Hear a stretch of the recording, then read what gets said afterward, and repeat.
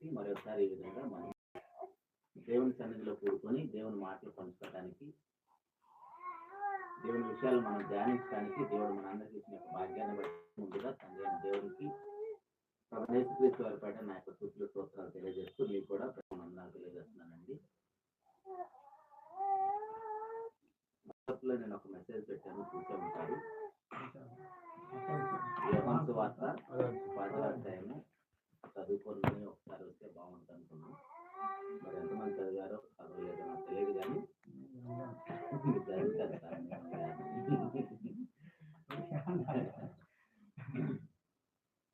ఎందుకంటే కొంచెం మీరు చదువుకొని వస్తే ఇంకొంచెం చెప్పేటప్పుడు ఈజీగా అర్థమవుతుంది. ఇక్కడ చాలా విలువైన విషయాలు మనం నేర్చుకోబోతున్నాం. దాంతోపాటు మనము కూడా కొంచెం ఆసక్తితోటి దేవుని సహాయంతో ఆలోచన కూడా కలిగి ఉండాలి. అప్పుడే మనం ఈరోజు మనం వినబోయే వాక్యం బాగా మనకు అర్థమవుతుంది.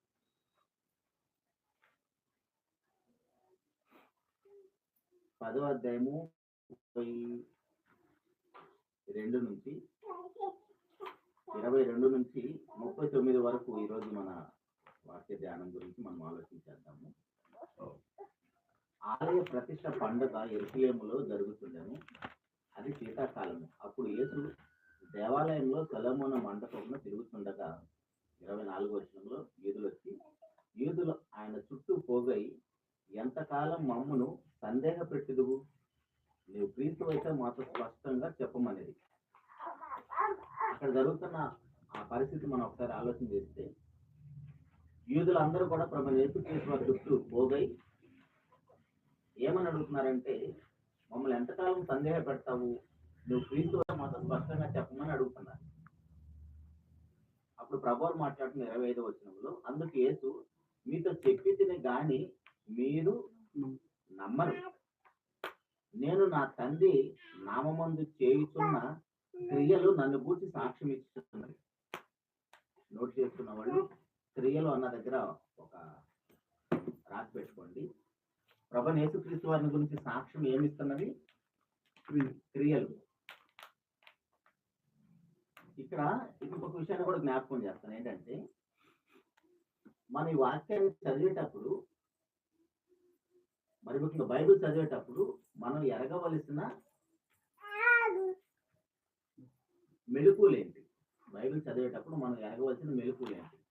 మామూలుగా మనము అంతకుముందు బైబిల్ క్లాసులో నేర్చుకున్నప్పుడు బైబిల్ ఎలా చదవాలని మనం నేర్చుకున్నామంటే, సందర్భం ఏంటి, కాలం ఏంటి, ఎవరెవరితో మాట్లాడుతున్నారు, మనకు తెలిసిన విషయాలు.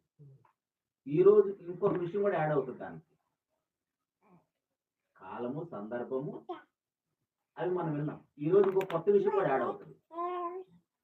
సందర్భము, కాలము, ఎవరెవరితో మాట్లాడుతున్నవి అర్థం అవ్వాలంటే ఇంకొకటి మెయిన్ విషయం ఉంది. అదేంటి ఈరోజు మనం దేవుడు మనకి తెలియజేస్తాడు. మనం జాగ్రత్తగా నేర్చుకున్న ప్రయత్నం చేస్తాం. అది తెలిస్తేనే ఈ వాక్య భాగం ఏంటో మనకు అర్థమవుతుంది. ఇప్పుడు యూదులు వచ్చేసి ప్రభువైన యేసుక్రీస్తు వారితో ఏమని అడుగుతున్నారంటే, నువ్వు క్రీస్తు అయితే మాతో స్పష్టంగా చెప్పు, ఎందుకు మమ్మల్ని అనుమానంగా ఉంచుతావు అంటే, ఇప్పుడు ప్రభువు ఏమంటున్నాడు?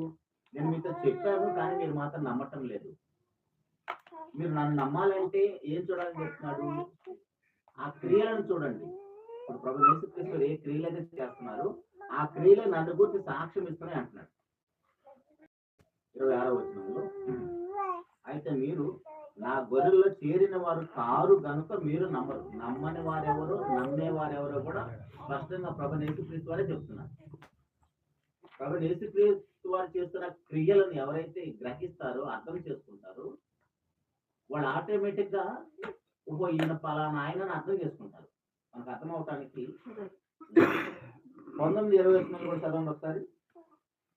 10వ అధ్యాయం 19-20 వచనాల్లో, ఈ మాటలను బట్టి యూదులలో మరలా భేదం పుట్టెను. వారిలో అనేకులు వాడు దయ్యం పట్టినవాడు వెర్రివాడు వారి మాట ఎందుకు వినుచున్నారనేది. మరికొందరు ఇవి దయ్యం పట్టిన వాని మాటలు కావు. దయ్యము గుడ్డివారి కన్నులు తెరవగలదా అని. మనకి సంఘములో కూడా ప్రతి సందర్భాలలో రెండు గ్రూపులు అయిపోతాం ఆటోమేటిక్ గా తెలియకుండానే. వాక్యాన్ని ప్రేమించే వాళ్ళు ఒక గ్రూపు, సేవకుని ప్రేమించే వాళ్ళు ఒక గ్రూపు. ఇక్కడ కూడా అదే జరుగుతుంది. ప్రభు యేసుక్రీస్తు వారిని ప్రేమిస్తున్న వారు ఆయన క్రియలను బట్టి ఓహో ఈయన పలానా ఆయనను గుర్తిస్తున్నారు. కానీ క్రియలైతే నమ్ముతున్నారు, క్రియలైతే అనుభవిస్తున్నారు. కానీ ఏమంటున్నారు? వాడు వీడని కూడా మాట్లాడుతున్నారు. దెయ్యం పట్టిన వాడు అంటున్నారు, వెర్రివాడు అంటున్నారు. ఇప్పుడు అలాంటి వాళ్ళు ఆయన ఎవరో గుర్తించగలుగుతారా? గుర్తించలేరు. ఎవరు గుర్తించగలుగుతారు? ఆయన చేస్తున్న క్రియలను బట్టి ఓహో ఈ క్రియలు పలానా వాళ్ళు మాత్రమే చేయగలుగుతారని అవగాహన వాళ్ళకు ఉంది. యూదులు అంత చిన్నవాళ్ళు కాదు, మనలాంటి వాళ్ళు కాదు. యేసుప్రభు ఎక్కడ పుడతాడంటే ఆలోచించుకోకుండా తక్కువ సమాధానం చెప్పిన వాళ్ళు. శాస్త్రుల పరిచయాలు వాళ్ళు ఎలాంటి వాళ్ళు అంటే ధర్మశాస్త్రం మీద బాగా పట్టున్నవాళ్ళు. ఇప్పుడు వాళ్ళు యేసుప్రభు వారి దగ్గరకు వచ్చేసి నువ్వు మెసేజ్ అయితే మాతో స్పష్టంగా చెప్పమంటే నేను చెప్పాను కానీ మీరు నమ్మటలేదు అంటున్నాడు. నన్ను నమ్మటానికి ఏం కోట్ చేస్తున్నాడు అక్కడ ప్రభు వారు? నేను చేస్తున్న క్రియలను చూడండి అని చెప్తున్నాడు. నేను చేస్తున్న క్రియలను బట్టి నేను ఎవరో మీకు అర్థమవుతుంది. అయితే మీరు ఆ క్రియలను చూసి కూడా నమ్మటం లేదంటే అక్కడ చెప్తున్నాడు 26వ వచనంలో, అయితే మీరు నా గొర్రెలలో చేరిన వారు కారు కనుక మీరు నమ్మరు. ఇప్పుడు ప్రభు యేసుక్రీస్తు వారి దగ్గర చేరిన గొర్రెలు ప్రభువుకు సంబంధించినవి అనుకో, యజమాని యొక్క స్వరాన్ని గొర్రెలు వింటాయి. మీకు మీకు ప్రాంతంలో ఉంటే లేవో తెలియదు కానీ ఉంటే కదా, ఆల్రెడీ అందరూ 5-6 కలిసి గొర్రెల కాపలు కలిసి వెళ్తారు వాళ్ళ మందనంతా తీసుకొని. తీరా ఊరు బయటికి ఇంటికి వచ్చేటప్పుడు వాళ్ళు ఒక ప్లేస్ లో నిలబడి వాళ్ళు ఏదో పిలుస్తారు, పిలుపుని బట్టి ఎవరి యజమాని దగ్గరికి ఆ గొర్రెలు వెళ్ళిపోతాయి.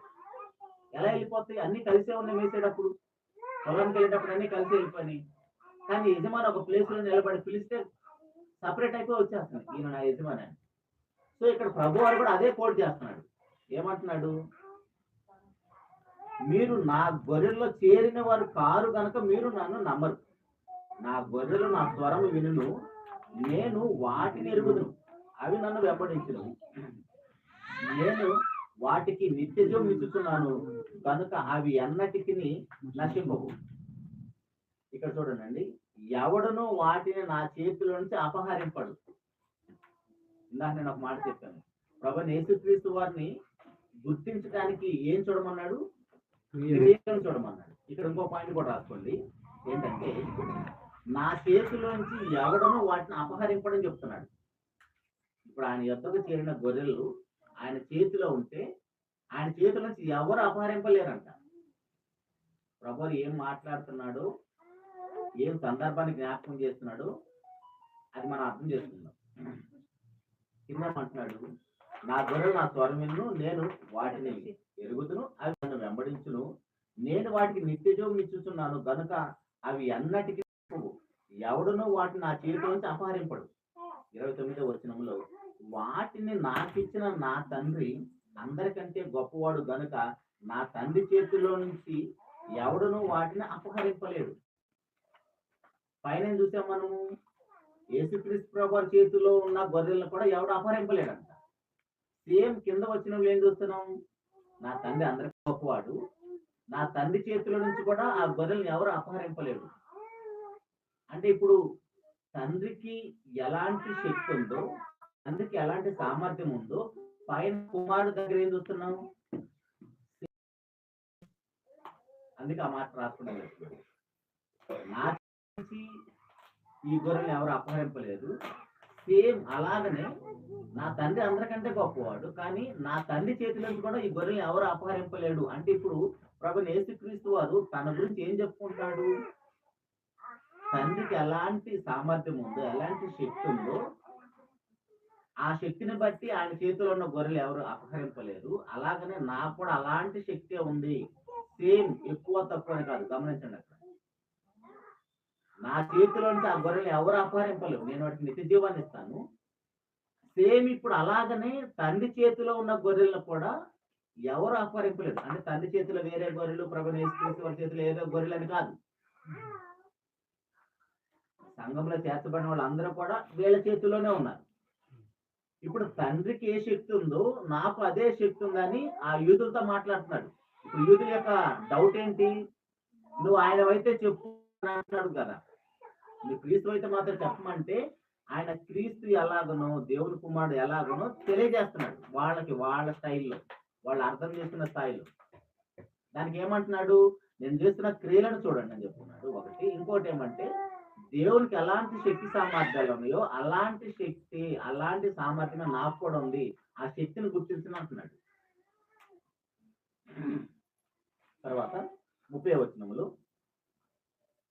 నేనును తండ్రియు ఏకమై ఉన్నామని వానితో చెప్పాను.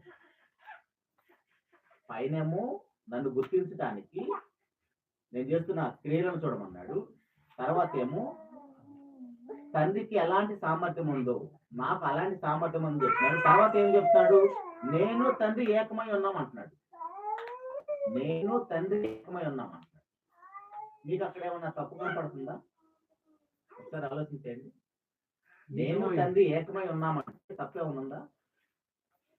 కానీ వాళ్ళు ఏం చేస్తున్నారు? 31వ వచనంలో యూదులు ఆయనను కొట్టవలని మరలా రాళ్ళు చేత పడుతున్నారు.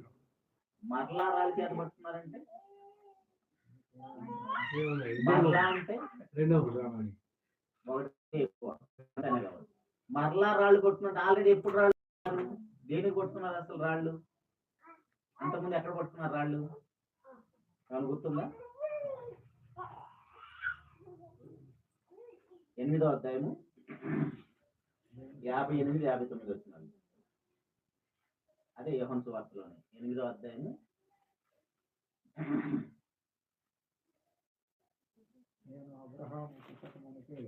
58. యేసు అబ్రహాము పుట్టకమునకే నేనున్నానని మీతో నిశ్చయంగా చెప్తున్నాను. కాబట్టి వారు ఆయన మీద రాళ్ళు రువ్వుటకు రాళ్ళు ఎత్తింది. కానీ యేసు దావీదు దేవాలయంలో దాని మీద కొట్టించారు. ఇక్కడ యేసు ప్రభు వారు ఏమన్నా తప్పు చేసినట్టు కనపడుతుందా? వాళ్ళకి ఏం అర్థం అవుతుందని రాళ్ళు చేత పట్టుకుంటున్నారు. అందుకే 10వ అధ్యాయం చదువుకుంటామన్నాను నేను. ఇక్కడేమో 30వ వచనంలో నేను తండ్రి ఏకమై ఉన్నాము అన్నాడు. ఏకమై ఉన్నాము అన్నాడు. ఆ మాట చెప్పగానే వాళ్ళు చేత పట్టుకున్నారు వాళ్ళు. ఇక్కడేమో నేను అబ్రహాం పుట్టక ముంచే నేను ఉన్నాను అన్నాడు. అంటే ఉన్నవాడు అంటే వాళ్ళకి ఏం అర్థమవుతుంది? పైన ఏమంటున్నారు? నీకు ఇంకా గట్టిగా 50 సంవత్సరాలు కూడా లేవే, నువ్వు అబ్రహాం కంటే ముందున్నావా అని రాళ్ళు తీసుకుంటున్నారు చేతితో. అంటే ఇప్పుడు యేసుప్రభు వారు ఏం చెబుతున్నాడని వాళ్ళకి అర్థమవుతుంది. యేసుప్రభు వారు ఏం చెబుతున్నాడని వాళ్ళకి అర్థమవుతుంది. అసలు ఈ ఉన్నవాడు అనే పదం మనం ఎక్కడ విన్నాము? నిర్గమకాండం 3:14లో ఉంటుంది. ఒకసారి వెళ్దాం అక్కడ కూడా. నిర్గమకాండం 3వ అధ్యాయము 14వ వచనంలో మోషే గారిని ఫరో యొద్దకు పంపిస్తున్నాడు కదా.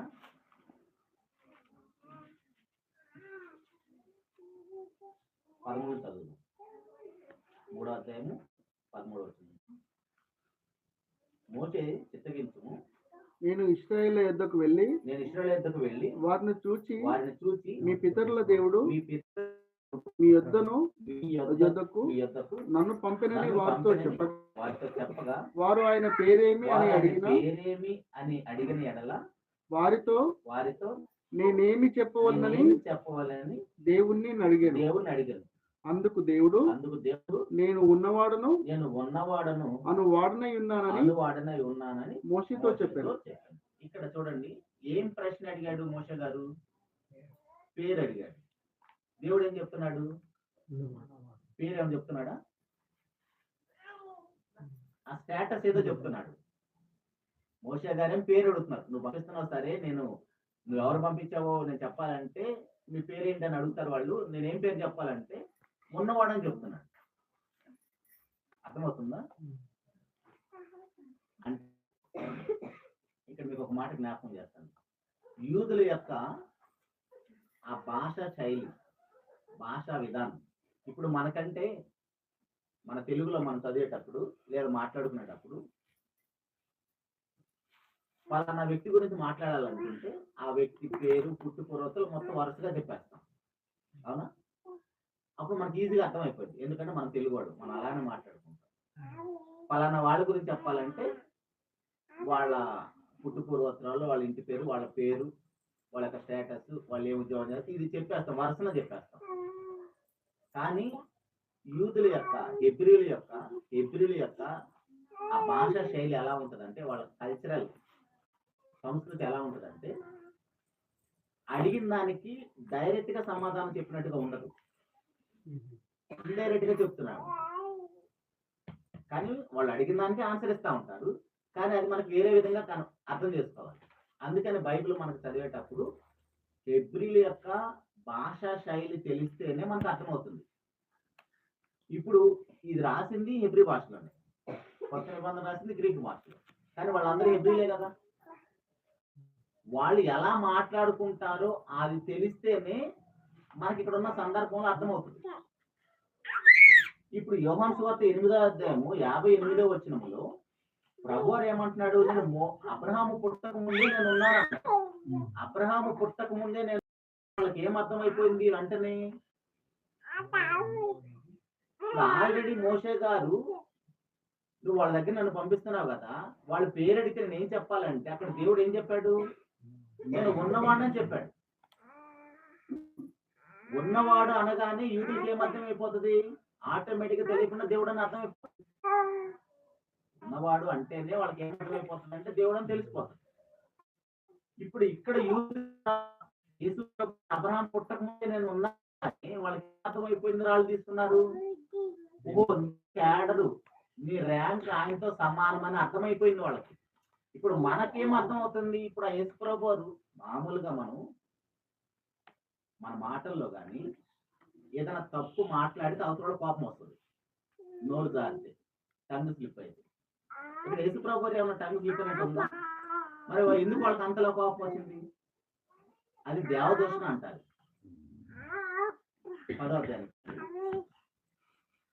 10వ అధ్యాయంలో నేనును తండ్రి ఏకమై ఉన్నామని వారితో చెప్పాను. యూదులు ఆయన కొట్టవలన మరలా రాళ్ళు చేత పట్టుకుంటా యేసుప్రభువుని మాట్లాడుతున్నారు. యేసు తండ్రి యొద్ద నుండి అనేకమైన మంచి క్రియలు మీకు చూపించి వాటిలో ఏ క్రియ నిమిత్తం నన్ను రాళ్లతో కొట్టుదని వారిని అడిగారు. అందుకు యూదులు, నువ్వు మనుషుడవైందు దేవుడిని చెప్పుకుంటున్నావు గనుక దేవదోషణ చేసినందుకే నిన్ను రాళ్లతో కొట్టుదును గాని మంచి క్రియ చేసినందుకు కాదని ఆయనతో చెప్పారు. ఒకసారి బైబిల్ జాగ్రత్తగా చూడండి. ఇక్కడ యేసుప్రభువు మాట్లాడుతున్నారు. యేసుప్రభువు మాట్లాడుతూ తండ్రి యొద్ద నుండి అనేకమైన మంచి క్రియలు మీకు చూపించి వాటిలో ఏ క్రియ నిమిత్తం నన్ను రాళ్లతో కొట్టుదని అడుగుతున్నారు. ప్రభువు ప్రశ్నిస్తున్నాడు. వాడు రాళ్ళు తీసుకున్న వెంటనే ప్రభువు ప్రశ్నిస్తున్నాడు. ఏమంటున్నాడు? నేను ఏ క్రియ చేసినందుకు మీరు నన్ను రాళ్లతో కొడుతున్నారంటే వీళ్ళు ఏమంటున్నారు? అందుకు యూదులు, నువ్వు మనుషుడవైండు దేవుడిని చెప్పుకొనుచున్నావు గనుక దేవదోషణ చేసినందుకే కొడుతున్నాను కానీ మంచి క్రియ చేసినందుకు కాదంటున్నాడు. ఇక్కడ నేను చేసిన దేవదోషణ ఏంటి? యాడ్ చెప్పాడు అక్కడ, ఉన్నవాడని అన్నాడు. ఉన్నవాడని కూడా అనలేదు. నేను తండ్రి ఏకమై ఉన్నామన్నాడు. దేవుణ్ణి అని చెప్పలేదు, దేవుని కుమారుని అని చెప్పలేదు. అర్థమవుతుందా? మరలా చదువుతాం చూడండి. 30వ వచనంలో నేను తండ్రి ఏకమై ఉన్నామంటే 30వ వచనంలో నేను తండ్రి ఏకమై ఉన్నామన్నాడు.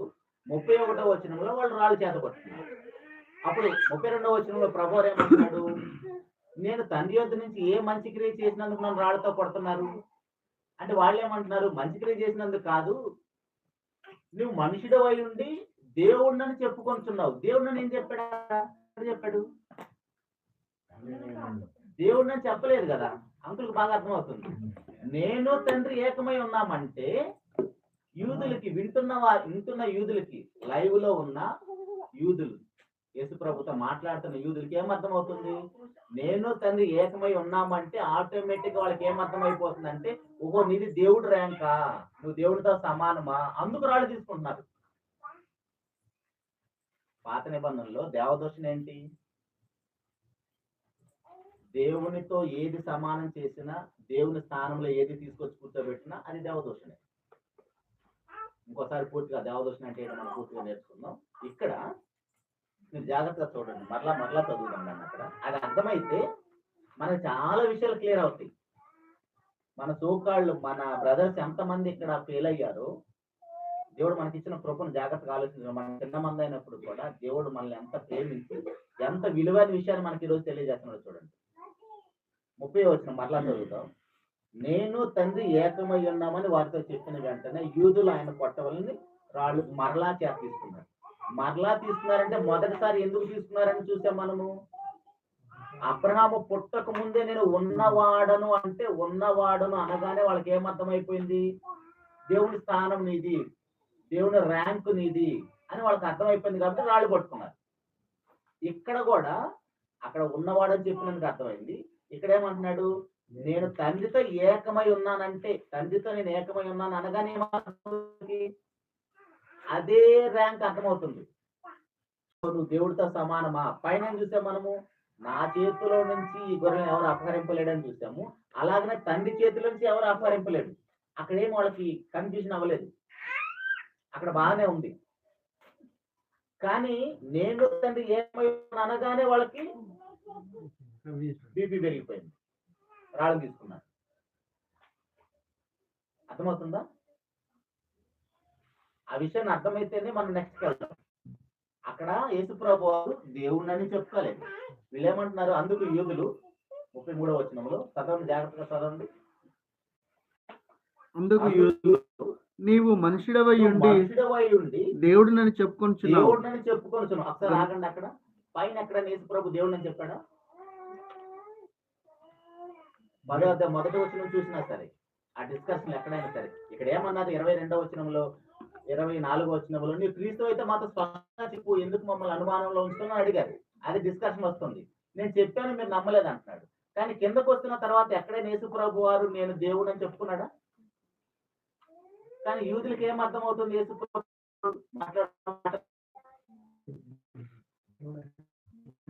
దేవుడు అని అర్థం కారణం ఏంటి? నేను తండ్రి ఏకమై ఉన్నామన్న మాటకి వాళ్ళకి ఏం అర్థమవుతుంది, దేవుడిని అర్థమైపోతుంది వాళ్ళకి.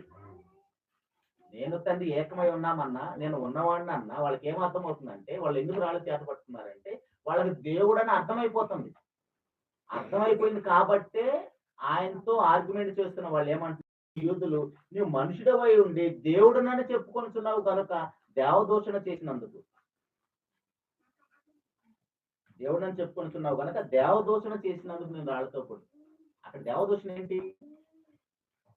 దేవునితో తను తాను సమానంగా చేస్తూ మాట్లాడుతున్నాడు. అక్కడ మనకి ఏం అర్థం కావట్లేదు. అసలు యేసుప్రభు అక్కడ పైన 2-3 వచనాలు ఎక్కడైనా నేను దేవుడిని కానీ దేవుని కుమారుని అని కానీ ఏమని చెప్పాడో ఏం చెప్పలేదు. మరి వాళ్ళకి ఏం అర్థం అవుతుంది? దేవుడు అని ఎట్లా అర్థమవుతుంది వాళ్ళకి? ఆ ఒక్క మాటలో వాళ్ళకి అర్థమైపోతుంది. మనం ఎన్నిసార్లు మన తెలుగు బైబిల్ ఎన్నిసార్లు చూసినా, మనం ఎంత ఆలోచించినా మన తెలుగు వాళ్ళలాగానే చదువుతాం. వీళ్ళు మాట్లాడుకుంటున్న వాళ్ళు ఎవరు? హెబ్రీలు మాట్లాడుకుంటున్నారు. మనకు తెలుగులో రాపిచ్చాడు దేవుడు, మనకు తెలుగు వచ్చు కాబట్టి. ఎవరికి ఏ భాష వచ్చో భూమి మీద ఉన్న అన్ని భాషలో దేవుడు బైబిల్ రాపిచ్చి వాళ్ళ భాషలో పంపించాడు. ఇప్పుడు మనం ఈ సందర్భాన్ని ఏ భాషా శైలిలో ఆలోచించాలి? హెబ్రీలు ఎలా మాట్లాడుకుంటున్నారో అది బైబిల్ చదివేటప్పుడు ఎరగవలసిన ఆ భాషా శైలి, కల్చరల్ కాంటెక్స్ట్ కూడా మనకు అర్థం కావాలి. ఆ సంస్కృతి మనకు అర్థం అవ్వాలి. సంస్కృతి మనకు అర్థం కాకుండా ఇప్పుడు మన స్టైల్లో మన బైబిల్ చదివినప్పుడు మన తెలుగులాగా మనం ఆలోచించామనుకోండి, అరే అక్కడ ఏం తప్పు చేసాడు యేసుప్రభు వారు? నేను తండ్రి ఏకమై ఉన్నామన్నాడు. ఇప్పుడు మా నాన్న నేను ఒకటే అంటాం, అన్నావా మనం? మాట ఇచ్చినా మా నాన్న మాట ఇచ్చినా అంటాం. ఎందుకు? మా నాన్న మాటైనా ఒకటే, దాంట్లో తప్పేమైనా ఉందా? అది మన స్టైల్. మాట మా నాన్న ఇచ్చినట్టు అంటాడు. ఒకసారి మన నాన్న కూడా మన గురించి ఏమంటాడు, నేను చెప్తే చాలు నా కొడుకు చెప్పినట్టు అంటాడు. అది మన స్టైల్. కానీ ఇక్కడ యూదులకి ఏమర్థమవుతుంది? నేను తండ్రి ఏకమై ఉన్నామంటే వాళ్ళకి ఏమర్థమైపోతుందంటే వెంటనే నువ్వు దేవుడు అని చెప్పుకుంటున్నావు, అందుకే దేవదోషం చేసినందుకు ఆయన మీద రాళ్ళు తీసుకున్నారు, చేతపడుతున్నారు కొట్టాలి. కానీ అక్కడ మీరు ఆలోచిస్తే ఆయన దేవదోషణ చేసినట్టుగా, దేవుడు అని చెప్పుకున్నట్టుగా, దేవుని కుమారుడు అని చెప్పుకున్నట్టు ఏమీ లేదు. ఇంకా కిందకి వెళ్దాం. 33 చూసాం కదా, 34కి వెళ్దాం చూడండి. అందుకు యేసు మరలా యేసు ప్రభు మనకి ఏం కనపడుతుంది? ఆర్గ్యుమెంట్ ఏం కనపట్లేదా? వాదన కనపట్లేదా? 33 నుంచి మనకి ఏం అర్థమవుతుంది? యేసు ప్రభు వారు ఒక మాట చెప్పాడు, వాళ్ళు రాళ్ళు చేత పట్టుకున్నారు. మరలా యేసు ప్రభు వారు ఒక మాట చెప్తున్నాడు, దాని గురించి కాదు, నువ్వు దేవదోషణం చేశావు, నువ్వు దేవుడు అని చెప్పుకుంటున్నావు, అందుకు నేను రాళ్ళతో కొడుతున్నాను అంటున్నాడు. మరలా యేసు ప్రభు స్టార్ట్ చేశాడు 34వ వచనంలో. అందుకు యేసు మీరు దైవములని నేను అంటినని మీ ధర్మశాస్త్రంలో రాయబడి ఉండలేదా? లేఖనము నిరర్థకం కానేరదు కదా. దేవుని వాక్యం ఎవరికి వచ్చునో వారే దైవములని చెప్పిన ఎడల నేను దేవుని కుమారుని చెప్పినందుకు తండ్రి ప్రతిష్ఠ చేసి ఈ లోకంలోనికి పంపిన వానితో దేవదోషణ చేయుచున్నావు అని చెప్పుదురా? మరలా ప్రభు అని ఇంకొక ఆర్గ్యుమెంట్ ఏదో వాళ్ళ ముందు పెడుతున్నాడు. జాగ్రత్తగా ఆలోచించండి. అర్థమవుతుందా? 34వ వచనంలో అందుకు మీరు దైవములని నేను అంటే ఎక్కడ అన్నాడు? దైవములని దేన్ని బట్టి అన్నాడు? 82వ కీర్తన 6వ వచనంలో. వెళ్దాం అక్కడికి. యాక్చువల్గా ప్రజెంట్ ట్రెండింగ్ లో ఉంది ఇదే కాబట్టి దేవుడు మనకు కూడా అవకాశం ఇస్తున్నాడు. అమ్మ మీకేమైనా అర్థమవుతుందా? ఏదో మాట్లాడుకుంటా పోతున్నాం. అర్థం కాకపోతే ఖచ్చితంగా అడగండి. ఇక్కడ ప్రభువారు ఏం మాట్లాడుతున్నారు? అందుకు యేసు మీరు దైవములని నేనంటిని మీ ధర్మశాస్త్రంలో రాయబడి ఉండలేదా? ఏమంటున్నాడు? లేఖనము దేవుని వాక్యము ఎవరికి వచ్చినా వారే దైవాలు అంటున్నాడు. 82వ కీర్తన 6వ వచనములో మీరు దైవములని సర్వోన్నతిని కుమారులని నేనే సెలవిచ్చున్నాను. ఎవరితో మాట్లాడుతున్నాడు దేవుడు? దైవాలని ఎవరితో మాట్లాడుతున్నాడు? మొదటి వచనం. దేవుని సమాజంలో దేవుడు నిలిచి మాట్లాడుతున్నాడు. ఎవరి సమాజంలో నిలిచి మాట్లాడుతున్నాడు? దేవుని సమాజంలో దేవుడు మాట్లాడుతున్నాడు. దేవుని సమాజంలో దేవుడు మాట్లాడుతున్నాడు. ఈ దైవాలు ఎవరు? ఆ సమాజంలో ఎవరితోనైతే దేవుడు మాట్లాడుతున్నారో వాళ్ళందరూ కూడా దైవాలు. వాళ్ళు ఎలాంటి దైవాలు? వాళ్ళు దైవాలని చెప్పింది ఎవరు? 6వ వచనంలో మీరు దైవములని మీరందరూ సర్వోన్నతిని కుమారులని నేనే సెలవిచ్చిన అంటున్నాడు. అంటే దేవుడే సెలవిచ్చినాడు ఆ సమాజం. మీరు దైవాలని నేనే చెప్తున్నాను. ఆ దైవాలతో దేవుడు మాట్లాడుతున్నాడు. 2వ వచనం చదవండి. ఎంతకాలం మీరు అన్యాయంగా తీర్పు, ఎంతకాలము పక్షపాతం చూపుతారు, పేదలకు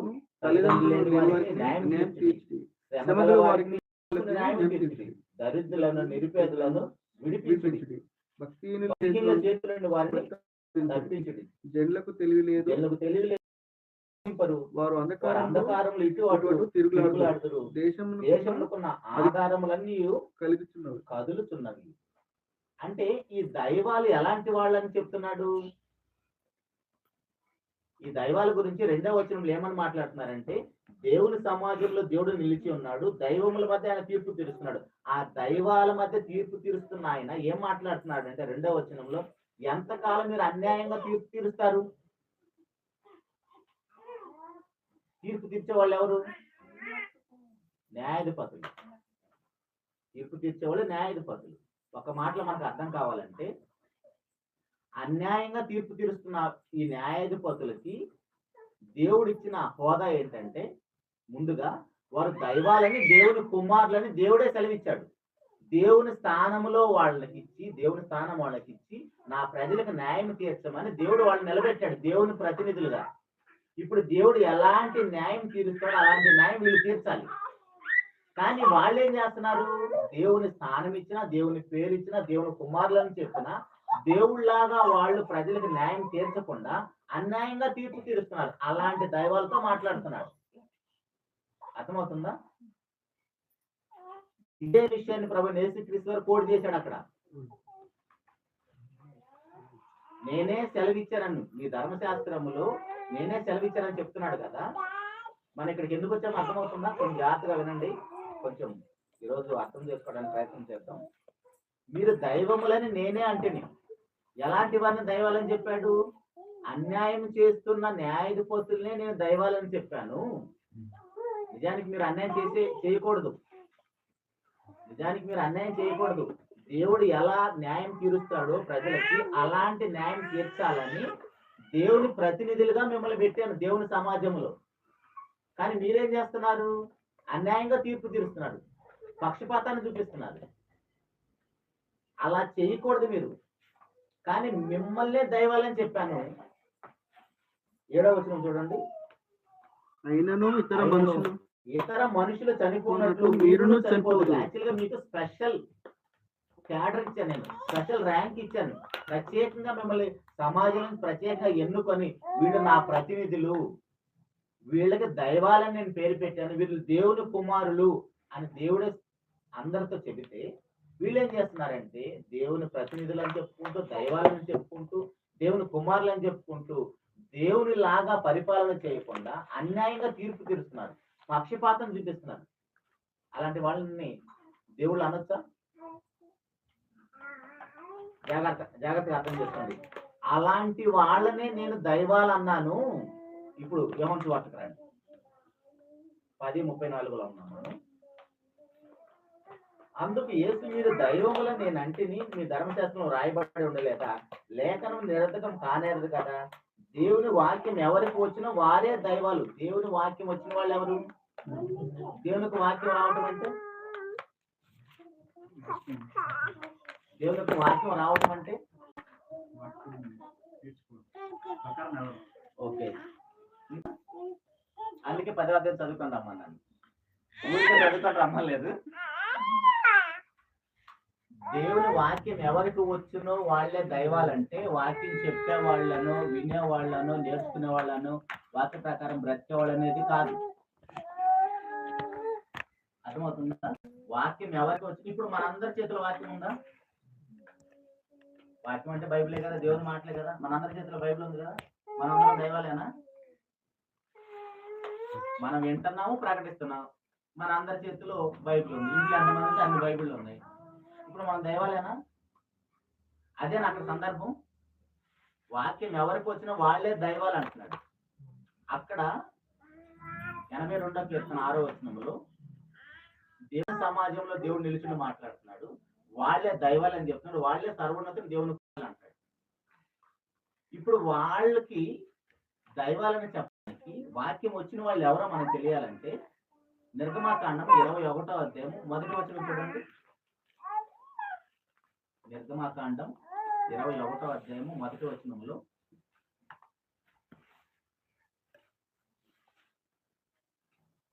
నిర్గమాకాండం 21వ అధ్యాయం 1వ వచనం. నీవు వారికి నియమించవలసిన న్యాయ విధులు ఏమనగా, ఎవరితో చెప్తున్నాడు? ఎవరికి చెప్తున్నాడు? న్యాయాధిపతులతో మాట్లాడుతున్నాడు. ముందుగా దేవుడు న్యాయాధిపతులకి ఒక చట్టాన్ని ఇస్తూ ఈ చట్ట ప్రకారం నా ప్రజలకు న్యాయం తీర్చమని చెప్తున్నాడు. ఆ చట్టాన్ని తీసుకుంటున్న వాళ్ళని 6వ వచనంలో ఏమంటున్నాడంటే దైవాలు అంటున్నాడు, దేవుళ్ళు అంటున్నాడు. 6వ వచనంలో 21:6 కూడా చూడండి. వాని యజమానుడు దేవుని యొద్దకు వారిని తీసుకొని రావాలను. మరియు వాని యజమానుడు తలుపు నొద్దకైనను ద్వారబంధం నొద్దకైనను వాని తోడుకొని పోయి వాని చెవిని కదురుతో గుచ్చవలెను. తరువాత వాడు నిరంతరం వానికి దాసుడై ఉండును. అయితే పైన ఏమంటాడంటే వాని యజమానుడు దేవుని యొద్దకు వాడిని తీసుకొని పోవాలి. దేవుని యొద్దకు తీసుకొని పోవాలి. ఆ దేవుని యొద్దకు తీసుకొని పోవాలన్న దగ్గర దేవుడు అన్న దగ్గర ఏమన్నది పుట్టినట్లు న్యాయాధిపతి అని ఉంటాడు. ఇప్పుడు న్యాయాధిపతులకి మొదటి వచనంలో ఏం చెప్తున్నాడు? నీవు వారికి నియమించవలసిన న్యాయ విధులు ఏమనగా అంటే దేవుని ధర్మశాస్త్రం న్యాయాధిపతులకి ఇచ్చి ఆ ధర్మశాస్త్రం ప్రకారం దేవుని మాటల ప్రకారం మీరు తన ప్రజలకు న్యాయం తీర్చమని చెప్పాడు. వాక్యం ఎవరికి వచ్చినా వాళ్లే దైవాలంటే న్యాయాధిపతులతో మాట్లాడుతున్న మాట అది. న్యాయాధిపతులకి దేవుడు సమాజం నుంచి వాళ్ళని ప్రత్యేకంగా ఎన్నుకొని వాళ్ళకి దైవాలని పేరు పెట్టి వాళ్ళ దేవుని కుమారులని చెప్పి వాళ్ళకి ధర్మశాస్త్రాన్ని ఇచ్చి ఈ ధర్మశాస్త్రం ప్రకారం నా ప్రజలకు న్యాయం తీర్చమని చెప్పాడు. అది వాక్యం రావటం అంటే. వాక్యం వినటమో వాక్యం ప్రకటించటమో మన చేతిలో బైబిల్ ఉండటమో కాదు వాక్యం రావటం అంటే. ధర్మశాస్త్రం వాళ్ళకి ఇచ్చి దీని ప్రకారం న్యాయం తీర్చమని చెప్పాడు. కానీ వాళ్ళు ఏం చేశారు? ధర్మశాస్త్ర ప్రకారం ప్రజలకు న్యాయం తీర్చట్లేదు. అదే 2వ వచనం నుంచి మనం చూసాం. ఎంతకాలం అన్యాయంగా మీరు తీర్పు తీరుస్తారు, ఎంతకాలం భక్తిహీనుల పక్షపాతాన్ని చూపిస్తున్నారని ఆ న్యాయాధిపతులతో, ధర్మశాస్త్రం కలిగిన న్యాయాధిపతులతో, దైవాలని చెప్పబడిన న్యాయాధిపతులతో దేవుడు మాట్లాడుతున్నాడు. అర్థమవుతుందా నా బాధ ఏంటో? వాక్యమేమో న్యాయాధిపతులకి ఇచ్చి వాళ్ళకి దేవుడు కల్పించిన హోదా ఏంటి? దేవుడు అనే పేరు ఇచ్చాడు వాళ్ళకి. ఆ న్యాయాధిపతులకు మనలాంటి మనుషులే వాళ్ళు. కానీ సమాజం నుంచి ప్రత్యేకంగా ఎన్నుకున్నాడు వాళ్ళు. ప్రత్యేకంగా ఎన్నుకొని వాళ్ళకి దైవాలని పెట్టి వీళ్ళు నా పిల్లలు, నా కుమారులు, సర్వోన్నతులైన దేవుని కుమారులు అని చెప్పి, ఇదిగో వీళ్ళు మీకు న్యాయం తీరుస్తారు. వీళ్ళు న్యాయం తీర్చడానికి వీళ్ళ సొంత మాటలతో కాదు, వీళ్ళకి నా మాటలు ఇచ్చాను, నా ధర్మశాస్త్రాన్ని ఇచ్చాను, నా వాక్యాన్ని ఇచ్చాను, ఈ వాక్యాన్ని చదువుకొని మీకు న్యాయం తీరుస్తారు. కానీ మీరేం చేస్తున్నారు? అలా న్యాయం తీర్చట్లేదు. అలాంటి వాళ్ళనే నేను దైవాలని చెప్పాను. యోహాను సువార్త 10వ అధ్యాయము 34వ వచనంలో, యోహాను సువార్త 34, అందుకు యేసు మీరు దైవములని నేను అంటిని, మీ ధర్మశాస్త్రంలో రాయబడి ఉండలేదా? లేఖనము నిరతకం కానేరదు కదా. దేవుని వాక్యం ఎవరికి వచ్చినా వారే దైవములని చెప్పిన ఎడల నేను దేవుని కుమారునని చెప్పినందుకు ఇక్కడ ఏమర్థమవుతుంది? ఏం చెప్పాలనుకుంటున్నాడు ప్రభు అని అర్థమవుతుందా? ఆయన ఇన్నర్ ఫీలింగ్ ఏమైనా అర్థమవుతుందా? యూదులకు అర్థమైనట్టుగా మనకేమైనా అర్థమవుతుందా? అన్యాయం చేస్తున్నా, పక్షపాతం చూపిస్తున్నా, ధర్మశాస్త్రం కలిగిన వాళ్ళని, ఆ న్యాయాధిపతులే నేను దైవాలన్నాను, వాళ్ళనే దేవుని కుమారులు అన్నాను. దైవాలు అన్నాడు, దేవుని కుమారులు అన్నాడు. ఇప్పుడు యేసు ప్రభు వారి వాదన ఏమర్థమవుతుంది వాళ్ళకి? వాళ్ళని అన్యాయం చేస్తున్న వాళ్ళనే, పక్షపాతం చూపిస్తున్న వాళ్ళనే దైవాలని చెప్పాను. ఇప్పుడు నేను దేవుని కుమారుని అంటే మీకు వస్తున్న ప్రాబ్లం ఏంటి అంటున్నాడు. 34-35 వచ్చిన అదే ప్రభు వారి యొక్క వాదన. దీన్ని ఏమంటారంటే, ఇందాక నేను ఒక మాట చెప్పాను మీకు, హెబ్రీల భాషా శైలి, వాళ్ళ సంస్కృతిలో ఈ వాదన ఏమంటారంటే, ఇది వాదనే కదా, అర్థమవుతుందా? 30వ వచనం నుంచి కింద వరకు మన ప్రభు ఒక మాట చెప్తున్నాడు, వాళ్ళు రాళ్ళు తీసుకుంటున్నారు. అంటే నన్ను చంపడానికి మీరు ఎందుకు రాళ్ళు తీసుకున్నారని మళ్ళీ ప్రభు మాట్లాడుతున్నారు. మీరు యోబు గ్రంథం ఒకే రోజు మొత్తం చదివితే, మీకు అర్థమవుతుంది. యోబు గారు ఒక మాట మాట్లాడతారు, ఒక స్నేహితుడు వచ్చి ఇంకొక మాట మాట్లాడతారు. వాళ్ళకి మధ్య దొరుకుతున్న వాదన అది. యోబు గ్రంథంలో 4 స్నేహితులు వచ్చేసి వీళ్ళు ఏదో ఒకటి అంటారు, దానికి మళ్ళీ యోబు గారు ఇంకొకటి మాట్లాడతారు. అదే వాదన ఉంటుంది మొత్తం. అలాగనే ఆ వాదన ఎలాగుందో అలాగనే ఇక్కడ యేసుప్రభు వారు కూడా నేను దేవునితో ఏకమై ఉన్నాను అని చెప్పినందుకు వాళ్ళు రాళ్ళు తీసుకుంటే, ఎందుకు మీరు నన్ను చంపాలనుకుంటున్నారని మరలా ప్రభు స్టార్ట్ చేస్తున్నాడు. లేదు, నువ్వు మంచి పని చేసినందుకు కాదు, నువ్వు దేవుడు అని చెప్పుకున్నావు. దేవుడు అని చెప్పుకోలేదు కదా. కానీ యేసుప్రభు వారు మాట్లాడుతున్న ఏకమై ఉన్నా అన్న మాటలు వాళ్ళకి ఏం అర్థమవుతుంది? దేవుడిని అని చెప్పుకుంటున్నాను అర్థమవుతుంది. అయితే నేను దేవుడిని అని చెప్పినందుకు మీకు కోపం వస్తుంది కదా. మిమ్మల్ని కూడా నేను ఆల్రెడీ ధర్మశాస్త్రంలో దైవాలు అన్నాను కదా. ఎవరిని? న్యాయాధిపతులు. వాక్యం వచ్చిన వాళ్ళని న్యాయాధిపతులు నేను దైవాలు అన్నాను, నా కుమారులు అన్నాను, దేవుని కుమారులని బిరుదిచ్చాను కదా. వాళ్ళు ఎలాంటి వాళ్ళు?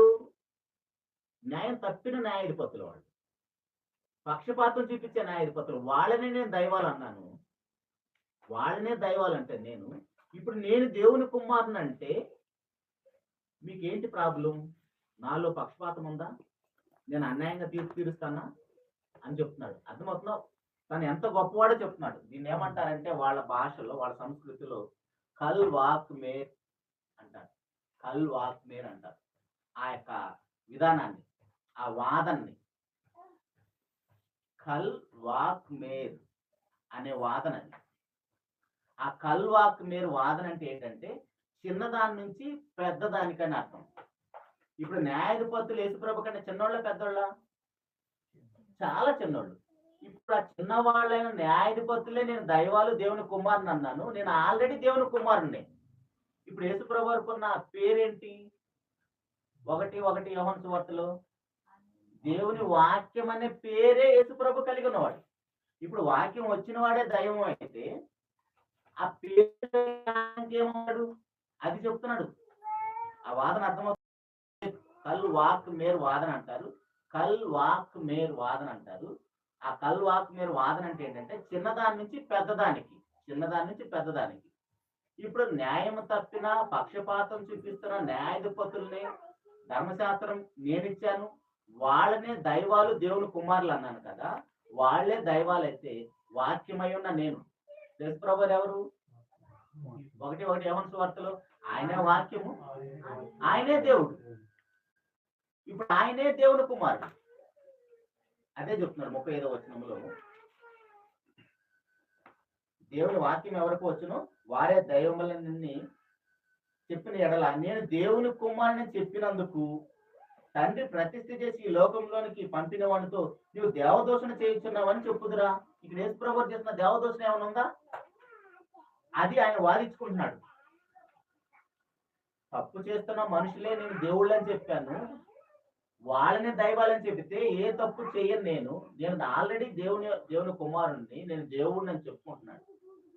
ఆ మాట చెప్తుంటే నేను తండ్రి ఏకమై ఉన్నామంటే వాళ్ళకి ఏమర్థం అవుతుందంటే దేవుడు అని అర్థమైపోతుంది. దేవదోషణ అందుకే చేస్తున్నాం అంటున్నారు, నువ్వు దేవుడు అని చెప్పుకుంటున్నావు అందుకే రాళ్ళతో కొడుతున్నాం అంటున్నారు. ఇది అర్థం అవ్వాలని ఇక్కడ ఎక్కువసేపు ఆగుతున్నాం. ఎందుకంటే ఇంతవరకు మన వివాదం ఎప్పుడు వెళ్ళలేదు కదా. తక్కువ దాని నుంచి ఎక్కువ దాన్ని నిరూపించుకునేది ఒకసారి మత్తయి సువార్తలకు వెళ్ళి చూద్దాం, కొంచెం మనకు బాగా అర్థమవుతుంది. 5వ అధ్యాయము 6వ అధ్యాయము 26వ వచనం చూడండి. ఆ కల్వాక్ మీరు వాదన ఎలా ఉంటుందో మనకు అర్థం అవటం కోసం చూస్తున్నాం. మత్తయి సువార్త 6వ అధ్యాయము 26వ వచనంలో, ఆకాశ పక్షులను చూడుడి, అవి విత్తవు, కోయవు, కోట్లలో కూర్చుకున్నవు, అయినను మీ పరలోకపు తండ్రి వాటిని పోషిస్తున్నాడు. మీరు వాటి కంటే బహు శ్రేష్ఠులు కారా? ఇప్పుడు మనుషులు గొప్పళ్ళ, పక్షులు గొప్పయా? మనుషులు గొప్పళ్ళ, పక్షులు గొప్పళ్ళ?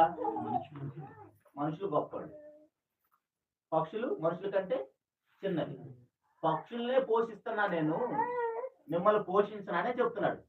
చిన్నదాన్ని చూపించి పెద్దదాని గురించి చెప్తున్నాడు. అర్థమవుతుందా? చిన్నదాన్ని చూపించి పెద్దదాని గురించి చెప్తున్నాడు. దాన్ని కల్వాక్ మీరు వాదన అంటారు. పక్క పేజీలో కూడా చూడండి, 7-10లో కూడా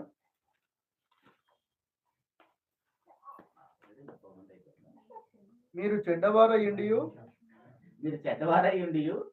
మీ పిల్లలకు మంచి ఈవులను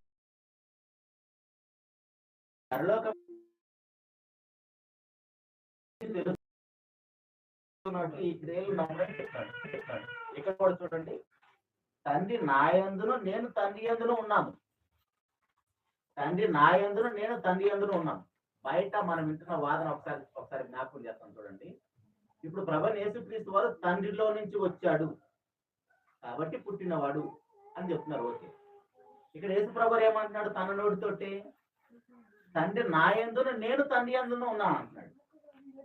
మరి ఇప్పుడు యేసు ప్రభు వారు తండ్రిలో నుంచి వస్తే తండ్రి యేసు ప్రభులో నుంచి వచ్చాడా? అది ఎలా కుదిరిద్ది? నిన్నే చూస్తే నేను, మనకు బాగా తెలిసిన మన సాగర్ అన్న పేరే చెప్పేద్దాం డైరెక్ట్ గా. తండ్రి గొప్పవాడు, తండ్రి ఎప్పుడైనా పెద్దోడే. తండ్రి గొప్పడా, కొడుకు గొప్పవాడు అంటే ఎవరైనా చెప్పే మాట ఏంటి? తండ్రి గొప్పవాడని చెప్తాం. అది మన మానవ మేధస్సు, మన లాజిక్ బాగుంది. మన లాజిక్ తీసుకెళ్ళి దేవుడి దగ్గర అప్లై చేసామనుకో, ఇప్పుడు దీనికి ఏం సమాధానం చెప్తాం? 38వ వచనంలో తండ్రి నాయందును నేను తండ్రి యందును ఉన్నామంటున్నావు. ఇప్పుడు దాన్ని ఏకత్వం గురించి చెప్తున్నాడా, నేను తండ్రిలోంచి వచ్చానని చెప్తున్నాడా? పైనేమో నేను తండ్రి ఏకమై ఉన్నామన్నాడు. నేను తండ్రి ఏకమై ఉన్నామంటే వాళ్ళకి ఆల్రెడీ ఏమర్థమైపోతుంది? నువ్వు దేవుడు అని చెప్పుకుంటున్నావు కాబట్టి రాళ్ళు తీసుకున్నారు, దేవదోషణ చేసామని. ఇక్కడ మనోళ్ళు చెప్తున్న వాదనలో లేదు, యేసుప్రభు తండ్రిలో నుంచి వచ్చాడు, యేసుప్రభు తండ్రిలో నుంచి వచ్చాడు, మనము తండ్రిలో నుంచి వచ్చాడు, మనం ఉన్నవాళ్ళమని వింటున్నాం. ఇప్పుడు తండ్రి కూడా యేసుప్రభులో నుంచి వచ్చాడా? ఇక్కడ అదే ఉంది. 38 వస్తుంది, జాగ్రత్త మరలా చదవండి ఒకసారి. తండ్రి నాయందును నేను తండ్రి యందును. తండ్రి నాయందును ఉంటామంటే ఏంటి మరి? తండ్రి చిన్నోడు అయిపోతున్నాడు కదా మరి మన లాజిక్ ప్రకారం. అంటే తండ్రి నాయందును నేను తండ్రి యందును అన్నా, నేను తండ్రి ఏకమై ఉన్నామన్నా, ఇక్కడ మనం యోహాను సువార్త 8వ అధ్యాయం చూసాం 58వ వచనంలో నేను ఉన్నవాడిని అని చెప్పిన ఒకటే ఒకటి ఆన్సర్ వాళ్ళకి ఏం అర్థమవుతుందంటే ఆయన దేవుడని. నేను తండ్రి ఏకమై ఉన్నామన్నా ఉన్నవాడన్నా నా యందు తండ్రి యందు నేను ఉన్నామన్నా వాళ్ళకి ఏం అర్థమవుతుందంటే నేను దేవుడన్నా వాళ్ళకి అర్థమవుతుంది. అందుకే రాళ్ళు చేత పట్టుకుంటున్నాను. అర్థమవుతుందా? వాళ్ళకి వేరే విధంగా ఏం అర్థం కావట్లేదు. మనకంటే తెలుగులో ఉంది. వాళ్ళు ఏ సందర్భంలో వాళ్ళు ఏ వాదంలో మాట్లాడుకుంటున్నారో మనకు తెలియదు. మనకి బైబిల్ అర్థం చేసుకోవడానికి మనం వేరే భాషలో కూడా వెళ్ళాల్సిన అవసరం లేదు. నిజమే. తెలుగు అర్థం కాకపోతే ఏం చేస్తాం? మనం చదువుకోలేదండి. ఒకప్పుడు మన ఇంటికి లెటర్ వచ్చింది, పక్కింటి వాళ్ళు కడ చేసుకుని బాబు ఇదేదో వచ్చింది ఒకసారి చదువు అంటాం. ఇప్పుడు సెల్లో మెసేజ్లు వస్తాయి, మనకు అర్థం కావట్లేదు, ఇంగ్లీష్ లో ఉంది. ఇంగ్లీష్ వచ్చిన దగ్గరికి వెళ్ళి చూసి ఏదో చెప్పమంటే వాడు చెప్తాడు. అలాగే ఇక్కడ బైబిల్లో మనకి ఏదో అర్థం కావట్లేదు అన్నప్పుడు అర్థం చేయించే వాళ్ళు ఎవరైనా ఉంటే వాళ్ళ దగ్గరికి వెళ్ళి నేర్చుకోవాలి. కానీ మనం విమర్శించడమే భాగంగా పెట్టుకుంటే మనకు బైబిల్ ఎప్పుడు అర్థం కాదు. నీకు చేతనైతే వివరించు, చేత కాకపోతే నాకు అర్థం కావట్లేదు అంటే వాడు చెప్పేదో వాడు పడతాడు.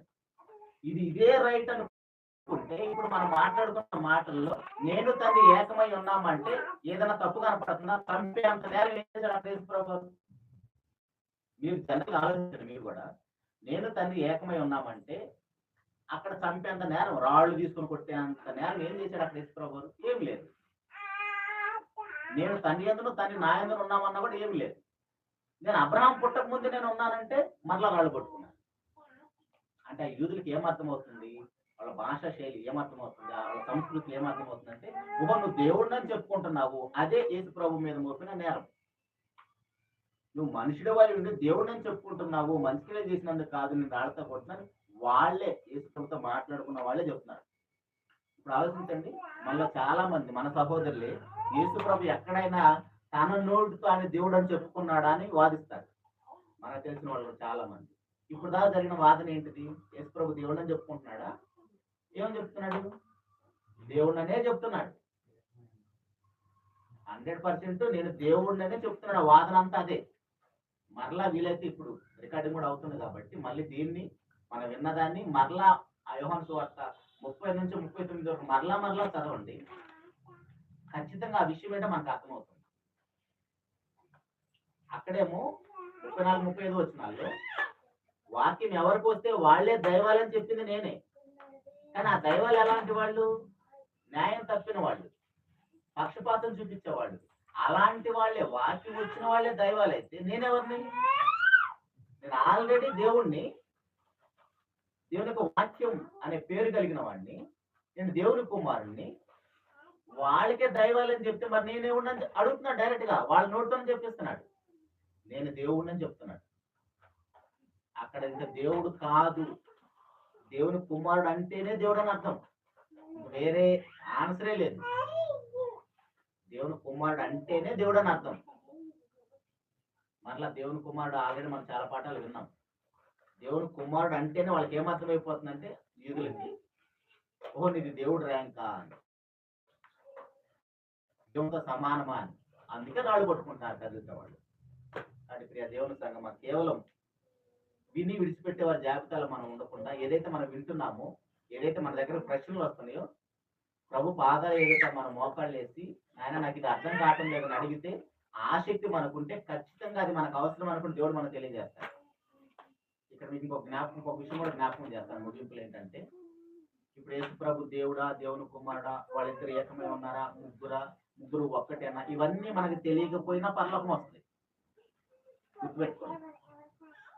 బాప్తిసం పొంది ప్రభు రక్తంలో పాపాలు కడుక్కొని పరిశుద్ధంగా బ్రతికితే చాలు పరలోకం వస్తుంది. మన బైబిల్ క్లాస్ కాబట్టి మనం నేర్చుకున్నది ఇంకా 10 మందికి చెప్తాం కాబట్టి ఇప్పుడు అంకులు ఉన్నాడు, ఆడవాళ్ళు ఉన్నారు, మన స్త్రీలు, అక్క వాళ్ళు, చెల్లి వాళ్ళు వెళ్ళి ఎవరికైనా చెప్పే అవకాశం ఉందనుకో నేర్చుకున్నది చెప్తారు.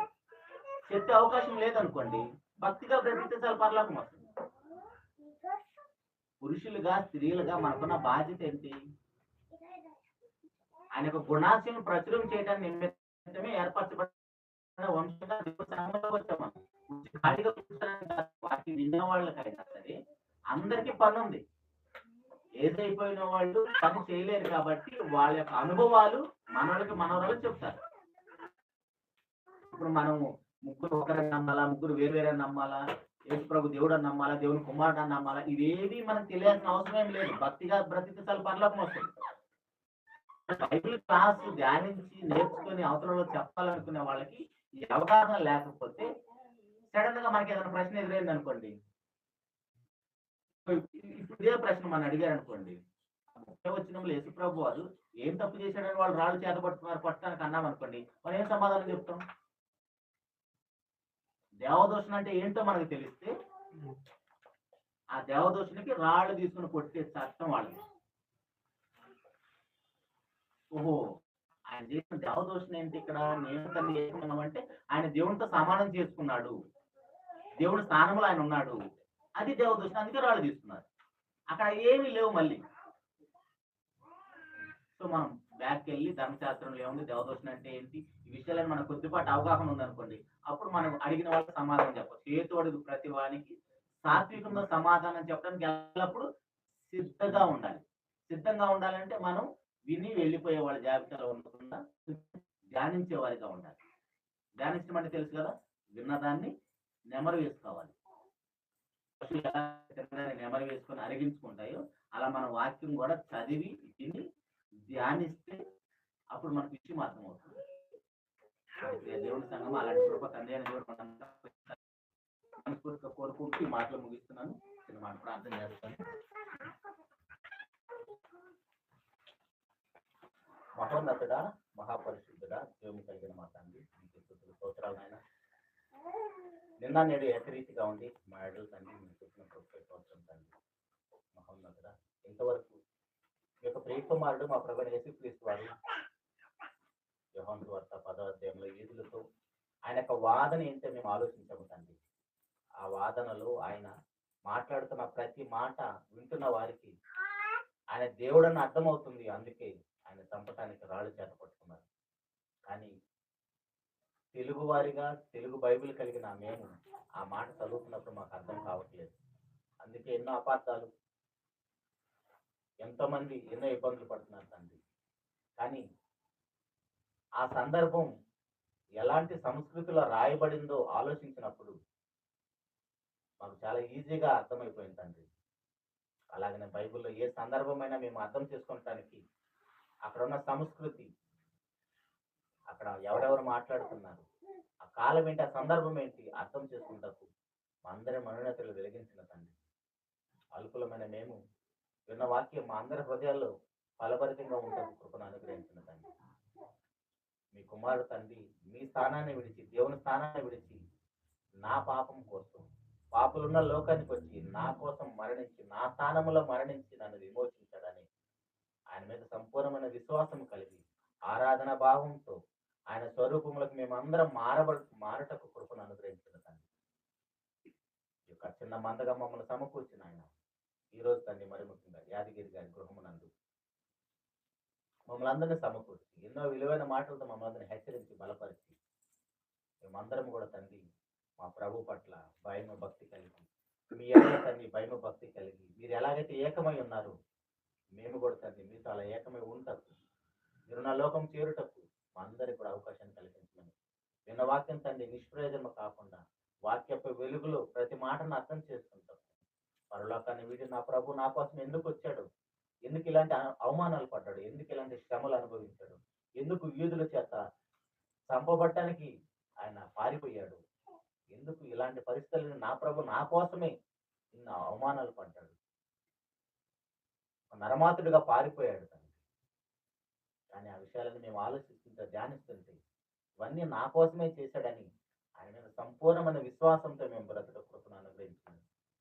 కానీ ప్రభు అక్కడ ఆలస్యమైతే మేము ఇంకా శరీరాలంతా మరోసారి కలుసుకుంటూ కృపను అనుగ్రహించమని ఈ కార్యక్రమం ముగించుకొని తిరిగి మా ప్రాంతాలకు వెళుతున్నదా మార్గంలో సహాయం చేయమని వెళుతున్న మాతోనూ విడిచి వెళ్తున్న మీ బిడ్డలందరితో మీకు కృప కాపుదలు మీకు భద్రతను అనుగ్రహించమని సమస్త మహిమ గంట ప్రభావాలు మీకు ఆరోపిస్తూ మీ యొక్క ప్రియ కుమారుడు మా ప్రభువైన యేసుక్రీస్తు వారి ఘనమైన నామములోనే ప్రార్థించి అడిగి పొందుకునే ఉన్నాము తండ్రి.